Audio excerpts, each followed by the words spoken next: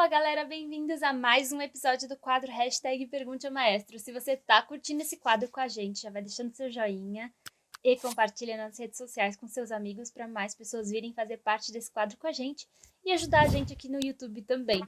Se o maestro ainda não respondeu qualquer dúvida que você tenha, deixa seu comentário aqui embaixo que a gente está sempre de olho para responder. Mas, caso você seja novo por aqui e ainda não sabe o que o maestro já respondeu, corre na nossa playlist Maratona, porque tem muito conteúdo para você, muita coisa muito boa. Corre lá, não perde tempo, tá bom? Vem comigo, hashtag Pergunte ao Maestro. Maestro, perceba alguns cantores que possuem um fry meio que constante na voz. Existem vozes que apresentem essas características naturalmente? Cito como exemplos Christina Aguilera e Sia. Você poderia me explicar como um cantor lírico consegue mais volume que um belter? Muito obrigado pelo conteúdo, é uma inspiração ver os seus vídeos, parabéns. Obrigado. São duas perguntas, né? Então, eu entendo essa questão do fry, mas assim, no caso da Christina Aguilera, ela coloca esse fry e ela tira, às vezes. O que tem constante, às vezes, um fry ou uma aspereza na voz, pode ser em decorrência de um sulco. E a voz fica linda. Então, para o pop. Então, um cantor lírico ter sulco, ele precisa disfarçar o sulco, né? Ele precisa disfarçar essa fragilidade. Mas um cantor pop, às vezes eu tive um aluno meu que tinha um sulco bem grande assim, e eu encaminhei para a doutora Silvia, eu falei, mas pelo amor de Deus, não tira o sopro da voz dele, não tira essa sujeirinha que tá na voz dele, que é lindo, pelo amor de Deus. Por quê? Porque ele foi encaminhado para ela porque, junto com o sulco, ele estava tendo uma compensação por causa do sulco. E aí ele estava tendo alguns problemas, um granuloma, um centro de coisas. E aí eu mandei para a doutora Silvia para ele tirar as compensações. Mas a voz é daquele jeito. Eu tenho vários alunos com sulco que têm essa voz sexy, sabe? E eu acho bonito, questão de gosto também. Não é um problema, não precisa operar, você só nasceu com isso. Você já nasceu com esse sulco, tá? Então pode ser isso. Agora, tem pessoas que cantam com fry na voz o tempo inteiro, porque colocam, entendeu? E tem americanos, por exemplo, que falam no fry. Hi, how are you? E o final tá sempre no fry. Então é normal para ele. Eu tinha muitas alunas nos Estados Unidos que falavam assim. E elas vão descendo e terminam sempre no fry. Então, hi, how are you? I'm fine. E aí vai terminando aqui. Os professores de canto americanos ficam loucos. Não fala no fry, não fala no fry. Então, às vezes, você tem um hábito de fazer isso na hora que você canta. Outra coisa que acontece é que quando você faz ataques agudos com fry e scoop, você recruta menos massa.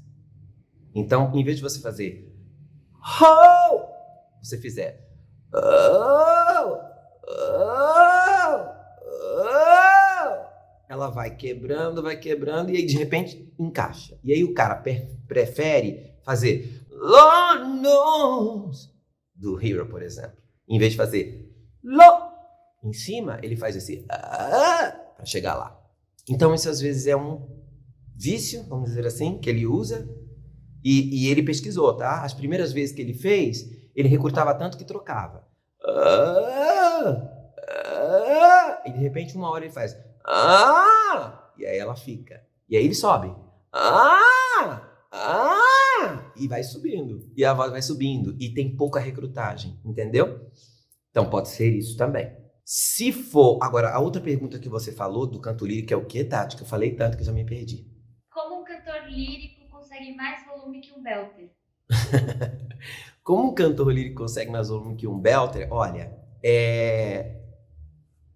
muita gente se confunde com isso, porque eu já vi até fonoaudiólogas falarem isso, né? Mas imagina, um belter tem muito mais volume do que um cantor lírico. Gente, não se esqueça que os belters estão cantando com mic.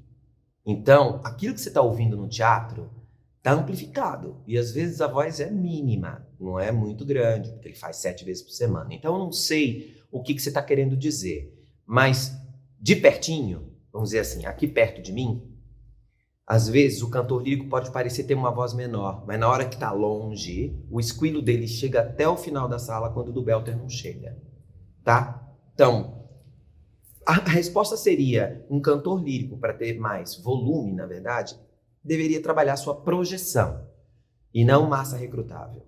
Então, trabalhar a sua projeção vai fazer com que o som soe muito maior, tá? O uso de muito mais cavidades do que no belter. O belter vai usar menos cavidades. O lírico vai usar muito mais. Então, tudo muito no lírico. Por isso que é tão perigoso, às vezes, eu pegar um belter e começar a dar aula de canto lírico. Porque ele sente que falta e aí ele vai querer botar, sabe? Voz, para poder ter mais som.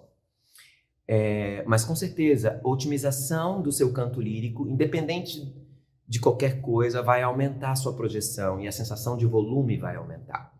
Então, isso é um trabalho diário do cantor lírico, sabe? Sempre querer a voz melhor, com mais projeção, com mais cor, com equilíbrio de claro-escuro. Então, aula de canto lírico. Isso vai ajudar bastante você a ter mais volume do que um belter.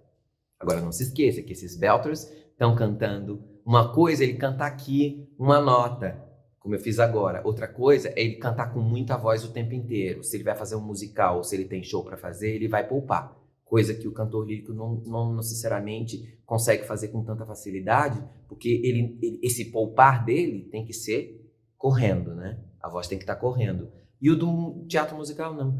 No teatro musical, posso começar minha música assim. O meu Jesus começa assim. I only want to say. Tô meio preocupado, tô meio triste. If there is a way. E todo mundo escuta. Jamais poderia fazer isso numa ópera. Jamais poderia usar esse tamanho de pianissimo numa ópera. Entendeu? Nessa tessitura. Então, são caminhos diferentes, tá? Espero ter te ajudado. Maestro, como eu posso fazer para descobrir o meu alcance vocal? E como aumentá-lo tanto para cima quanto para baixo? Amo esse quadro. É homem ou mulher? Você sabe? Homem. É homem. Os meninos, todos querem esse negócio de alcance vocal, tá? Os meninos estão que estão, né? Então, gatão, eu só tenho uma coisa para te responder. Aulinha. Não tem outro jeito. Por quê? Se você tem uma região média controlável, para você esticar isso, a maioria das pessoas que querem esticar, né, o seu alcance, procura uma aula de canto, nem que seja de canto lírico. Porque é muito perigoso você tentar fazer sozinho. Se você não sabe, por exemplo, se você é cantor lírico, e você não sabe fazer passágio, você vai gritar. Se você é belter e você copia um grande belter que você tem admiração, como Michael ou Stevie Wonder, eles são extremamente agudos, eles aprenderam a fazer belter e estudaram canto desde criança. Então, eles sabem o que estão fazendo, né? Você não. Então, é importante que você tenha uma aula de canto. Agora, algumas coisas podem ajudar. Por exemplo, cantar sobre o floating, usar a voz de economia para buscar notas agudas, por exemplo, cantar com pouca recrutagem muscular, ou seja, cantar com pouca voz, ajuda também. Descobrir subregistros que possam fortalecer o seu grave, como estrobazo subgrave, para aumentar a sua tessitura nos graves. Tudo isso ajuda, mas esse trabalho, na minha opinião, nunca deve ser feito sozinho, sabe? Porque você não quer sofrer um acidente no meio dessa pesquisa. Eu amo pesquisa e digo para os meus alunos, se pesquisem, mas eles se pesquisam de uma semana para outra, né? Ou se eles fazem aula de 15 em 15 dias, de 15 em 15 dias. Experimente isso aqui. Experimente isso aqui. Aí ele volta na outra semana e fala, não foi bom não, deu errado. Então joga fora, essa pesquisa foi ruim. Uma coisa. Outra coisa, você está se pesquisando o tempo inteiro sozinho, sabe? Se até os castrati tinham aulas de canto, né? O tempo inteiro, uma rotina de 7 horas de aula por dia, não só de canto, mas de cravo, de composição, de etc, etc.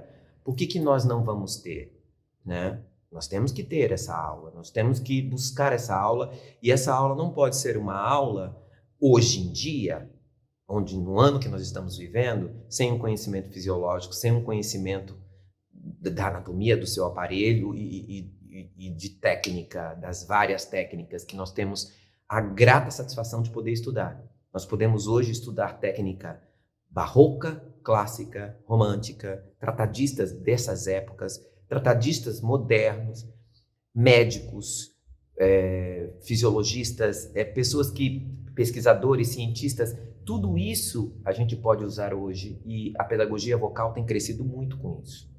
Então, não custa nada. Agora, como eu já disse aqui, a aula de canto não precisa ser uma coisa tipo hóstia, sabe? Assim, você põe na boca e... Assim, tem gente que faz isso, tem gente que vai à igreja para tomar a hóstia mas, na verdade, não está fazendo nada sabe? É importante você fazer para. Se você acredita que aquilo ali é santo e você precisa ter você precisa se confessar, você precisa fazer uma série de coisas da liturgia da igreja, então leve isso em conta, sabe? Eu sempre questionei isso quando eu era católico, que eu ia lá e falava para minha mãe, por que eu tenho que fazer isso? E ela dizia, e me explicava o porquê, e tinha um protocolo a seguir. Então, sabe, esse protocolo religioso, eu considero como sendo o protocolo de canto. Ele é tão religioso, sabe? Tem uma série de coisas que você precisa fazer, e eu amo liturgia, né? Eu amo a liturgia de todas as religiões. Eu adoro estudar isso também, eu gosto muito. Então, o porquê daquilo, sabe? Da onde veio, adoro. E aí eu entendo que no canto também seja assim, que você precisa de alguns passos, e esses passos você não pode fazer sozinho, sabe? Então, não custa nada você fazer uma aulinha de vez em quando. De novo, não precisa ser toda semana, se você não tem dinheiro. Faça uma por mês, faça uma de 2 em 2 meses. E aí trabalhe, faça aquela pesquisa que eu sugeri, orientada. Tá bom? Maestro, eu quero saber se é verdade que as pessoas desafinadas geralmente também não escutam bem. E quero saber se o senhor conhece dislalia ou já trabalhou com algum cantor que tenha. Amo este quadro. Beijos. Tá bom, vamos lá. O Pavarotti, quando as pessoas diziam para ele que ele tinha uma grande voz, ele dizia, não, tem um grande ouvido. Ele dizia isso. Por quê? A capacidade dele de escutar os grandes tenores e de decupar a voz desses grandes caras e pôr na sua é incrível. Então, assim, é realmente um ouvido privilegiado, né? Você tem razão. Não é que não escutam em termos de decibéis, é que não sabem escutar, sabe? Por isso que não afinam. Então, quanto mais eu fizer exercícios para a percepção dele, melhor ele vai estar na sua afinação. Existem cantores que não conseguem nem decupar 20 cents acima, 30 cents acima de uma voz, por exemplo. Porque nem sabe o que é. Então, na afinação, hoje a gente mede em cents. Então, 20 cents, 30 cents vai deixar a afinação brilhante. 30 cents para cima, 30 cents para baixo vai deixar ela calante. Então, tem gente que não consegue ouvir isso. Então, tem que educar. É uma questão de educação do ouvido. Então, você tem razão. Que mais, Tati? Hoje eu tô meio burro, gente. Tá difícil. Eu não tô conseguindo. Tô Alzheimer, eu não consigo lembrar da pergunta. Vai. Se você já trabalhou, se conhece dislalia e se já trabalhou com algum aluno que tenha. Olha, eu já, mas assim que o aluno chega com dislalia, eu mando para fora. Tá? Existem pequenas alterações que são tanto no caso que vieram da fase infantil e que não foi corrigido, como uma pequena língua presa, a pessoa fala presa, né? Não precisa ir muito longe, não distúrbios muito grandes, coisas pequenas, às vezes, que eu mando, às vezes, para uma fono corrigir, ou ela manda para um especialista em dislalia, porque às vezes a fono é especialista em voz cantada e ela tem uma amiga que é especialista em dislalia, e aí manda para essa pessoa, entendeu? Eu acredito que tudo com exercício é minimizado. Agora, tem algumas alterações pequenas de articuladores que eu deixo. Porque se a pessoa tem uma voz emblemática, e conhecida, se você tirar aquilo, as pessoas não reconhecem a voz dela. Então, se é uma voz famosa que eu estou dizendo, entendeu? Então, aquele pequeno erro, às vezes um lisp que a pessoa tem, ela fala assim, por exemplo, e aí, se você tirar isso, ela já tem uma carreira, e ela já canta, e as pessoas gostam daquele lisp. Tô dando um exemplo grotesco, assim, mas é isso. Então, ou a pessoa fala para, e na hora de paga, sabe assim? Pra mim, isso é pra mim. Se tá muito forte, às vezes eu só suavizo, mas é característica da voz dela, e ela já tem essa voz famosa, às vezes tirar isso vai descaracterizar a pessoa. Gente, hoje o negócio... Estão ouvindo? Eu não sei o que é que está acontecendo lá fora, mas... né? Tá um negócio, uma loucura. Mas tudo bem. Espero ter te ajudado, tá? Então existem fonos especialistas em dislalia. E aí procure, se é você ou se é alguma pessoa que você conhece, procure e vai resolvendo junto com o professor de canto. E vá ensinando o professor de canto também quais são as dificuldades que essa pessoa tem, sabe? De fazer alguns exercícios. A fono pode ligar para o professor de canto e dizer, olha, ele vai ter dificuldades nisso, nisso e nisso, ele vai ter dificuldades nisso. Aí ajuda um trabalho em conjunto, é bem bacana. Tá bom? Querido maestro, fico muito feliz de ver um profissional como você falando de assuntos delicados, como a autoestima do cantor, com tanto cuidado e atenção. Poderia falar sobre a anorexia vocal, tanto nos casos onde o cantor desafina e acha que está bom, quanto nos casos onde o cantor não gosta da voz, mesmo que ele seja afinado e as pessoas considerem sua voz bonita. Um grande beijo.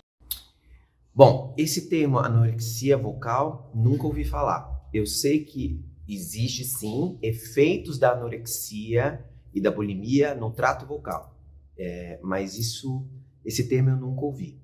Com relação a você falar sobre essa apreciação do cantor equivocada, é super comum. Então, o aluno não percebe que está desafinado e às vezes o que eu faço é um listening junto com ele. Eu gravo o aluno e mostro para ele, olha como aqui está baixo, olha como aqui não está, sabe? Faço um trabalho de reconhecimento da própria voz dele. Com relação a ele não gostar da voz quando ele está afinado, também faço isso. Faço um listening junto com ele e vejo, olha que interessante essa nota. Comparo a voz dele com a voz de um outro cantor. Olha como você consegue fazer isso aqui bem. Isso ajuda. Mas com certeza isso tem a ver com a autoestima. Com certeza. Né? Existem pessoas que são extremamente inseguras naquilo que estão fazendo e têm uma autoestima ou uma ansiedade de esperar uma voz que seja mais maravilhosa do mundo, um pouco de orgulho aí de querer ter a melhor voz do mundo, assim como tem pessoas que acham que já têm a melhor voz do mundo, né? Cantores que são apaixonados pela própria voz são os piores para se dar aula. Às vezes o que eu faço é parar de dar aula. Eu já contei aqui, acho que um caso de uma menina que chegou para mim e falou, minha música tá na novela e eu vim aqui fazer aula com você porque todo mundo faz, né? A fulana fez, a Paula Capovilla, a Esther Elias, a Kiara Sasso, a fulana de tal, já fez com você, e aí eu tô aqui por causa disso. Mas a minha música tá na novela, tipo, já gravei CD, todo. Eu peguei o dinheiro dela e devolvi, falei, você não precisa de aula de canto, isso é incrível. Nem ouvi a menina. Isso é incrível. Não precisa de aula de canto. Foi o produtor dela que me mandou. Vou te devolver o dinheiro, você já é incrível, sua menina linda, sua música tá na novela. Nossa, você já tem CD. Isso é incrível. Você não precisa de aula de canto. Pelo menos não a minha, tá? Então, bom trabalho pra você. Manda um beijão pra ele, seu produtor. E ela foi embora. E aí o produtor me ligou. Como assim? Ela tem problemas. Eu falei, mas ela não sabe, ela não vai querer trabalhar os problemas dela. Porque ela já tem, ela tá achando que ela tá incrível. Entendeu? Então, é um problema isso. Nem se achar incrível demais, porque se você se acha incrível demais, então não assuma que você quer fazer uma aula de canto. Se você se acha incrível demais, faça carreira e espere a crítica dos outros. não é? Deixa os outros te criticarem, aí tudo bem. Agora, também não, sabe? A pessoa que está esperando ter a voz perfeita para performar. Não estou pronto ainda. Não, ainda estou esquisito. Aí também a pessoa nunca performa. Tem um pouco de orgulho aí. Precisa trabalhar isso. De novo, terapia é uma boa. Teve um aluno que chegou para mim e falou uma coisa muito engraçada para mim. Ele fez uma aula e ele disse assim: Eu vim aqui fazer aula com você porque eu amo a minha voz, eu acho ótimo tudo que eu faço. E isso não pode ser normal. Eu quero que você me avalie. achei legal, sabe? Ele falar isso. Achei muito legal. E eu ajudei. E foi ótimo. Então ele começou a ouvir melhor coisas que não estavam tão boas e que ele poderia melhorar. A gente sempre pode melhorar, não é? Então, o professor de canto pode ajudar com esses listenings em conjunto, mas o professor também pode indicar um terapeuta para trabalhar a autoestima ou o excesso de alguma coisa que esteja ali que não está bacana, como uma forma de defesa. Tem tantas coisas aí que podem estar interferindo, né? Principalmente quando o cantor se defende. Mas eu sou afinado, eu sou incrível. Eu sei falar texto, hein? Eu sou bom nisso aí. Parece que tem uma defesa, parece que a pessoa está se defendendo de alguma coisa. Então o professor de canto tem que ficar atento a isso, sabe? É bem complicado. Mas eu espero ter te ajudado. Olá, maestro. Eu queria uma dica de como eu posso cantar belting na região de passagem. Quando eu tento, coloco muita pressão, fica tenso e quebra. Quando eu tento deixar a voz mais leve, ela quebra e fica soprosa. Estou maratonando seus vídeos, senhor maestro. Tá, eu vou tentar entender o que você quer dizer com essa região de passagem. Deve ser o primo passágio ou o passágio mais importante, né? Belters tem um passágio mais importante por volta do Sol 3 e existe uma manobra que eu descrevo no meu livro chamada Top Belting. Talvez se você fizer essa manobra, você consiga fazer esse alívio da massa recrutável do peito para poder subir de belting sem problema, tá? O que significa essa manobra? Eu reduzo a massa recrutável por volta do Sol 3 e logo em seguida eu posso começar a aumentar ela depois do Lá, Si, e aumentar a sensação de massa, mas na verdade não tá, porque ela já foi reduzida, através de projeção, entendeu? Então, é como se fosse mais ou menos isso. A minha voz embaixo está grande, por volta do Sol eu começo a diminuí-la. Aí você diz, aí ela tende a quebrar, tá bom. Mas aí você usa ressonadores para que ela pequenininha, você consiga ir subindo. A partir do momento que você diminuiu essa massa recrutável, você já está em registro médio, já é belting, você vai acessar Lá, Si, Dó e as notas agudas vêm. Se você vem de baixo, você não chega lá. Então procure, se você procurar um professor capacitado também, você pode usar esse termo. Olha, você pode me explicar a manobra do top belting? E o top belting precisa muito de uma ancoragem em cavidades anteriores, senão a voz cleca, tá? É uma boa pergunta essa. Então dá uma lidinha no meu livro também, no top belting, e o que é top belting, para você entender que é uma manobra que eu considero muito importante para ter certeza que a minha belter não está subindo de peito, sabe? Se ela consegue fazer essa redução e subir e a voz faz dinâmica, já é registro médio, já é belting na borda densa, tá bom? Então, gente, obrigado por vocês terem chegado até aqui no nosso episódio número 16, né? 16? Uhum. 16. Tô amando as perguntas, tô super feliz com o resultado do quadro. Acho que vocês podem aproveitar essas pequenas dicas, pequenas coisas para estimular em vocês a vontade de estudar, a vontade de fazer aulinha. E eu não consigo me imaginar sem fazer aulinha, né? Sem isso, sem essa rotina. Que vocês possam criar essa rotina, que vocês possam curtir e estimular o seu professor a também pesquisar, sabe? É tão legal vocês pesquisarem juntos, mas eu quero aproveitar esse momento também para agradecer as mensagens de carinho que eu tenho recebido, que não são perguntas, mas que as meninas passam para mim, tá bom? Então, muito obrigado pelo carinho de vocês, muito obrigado pelo respeito, e pelo respeito pelo meu trabalho, e a gente se encontra no próximo episódio, tá bom? Um beijão.